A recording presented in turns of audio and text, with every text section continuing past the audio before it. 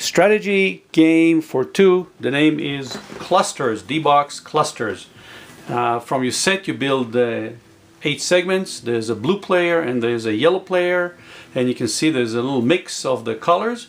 And the purpose of the game is to build clusters. The definition of a cluster is units that are touching each other, a face touching or a diagonal touching. Cluster has to have a minimum of 4 units. Here's an example. You take 2 pieces, you put it like this. This is a face touching cluster of 4 on the blue here. Of course, if you put it like this, now you have 1, 2, 3, 4, 5, 6 touching face, and this is a cluster of 6, a face cluster of 6. And of course, you can do a diagonal clusters.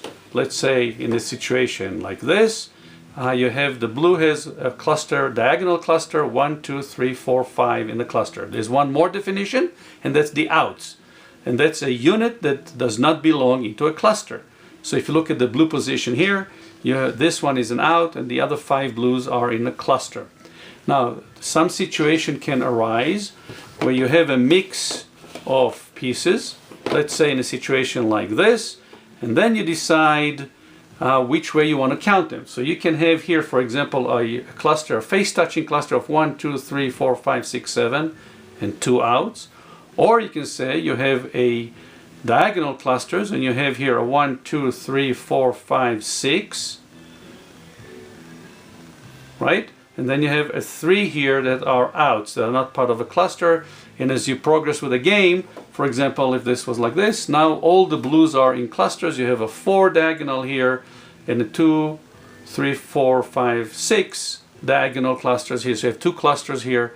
So it's better to count in this situation the diagonal clusters versus the face touching cluster. So let's play a quick game and see how it progresses. Let's say the yellow starts and the blue places. The only rule when you're placing is, obviously this is a 2-dimensional game, is that you have to place it at least one face touching the game. Now the yellow plays, and then the blue plays.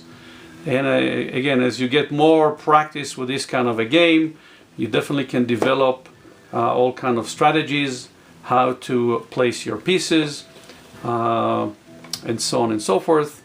But at this moment, let's just say that we do this. Okay, so this is an end game, and now yellow and blue are counting their clusters and their outs.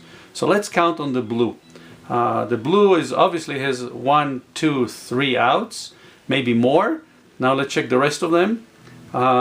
There is a face touching cluster here of 5, and then you can count here a 1, 2, 3, 4, 5, 6, a cluster of 7 with another one out. So the blue really has here 4 outs. Let's count the yellow.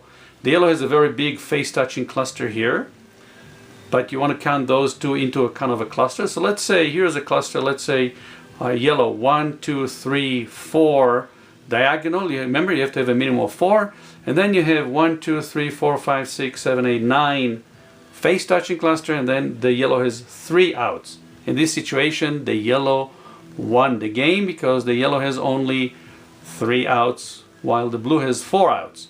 In a situation when the players have the exact same number of outs, the tiebreaker is the player who has the largest cluster.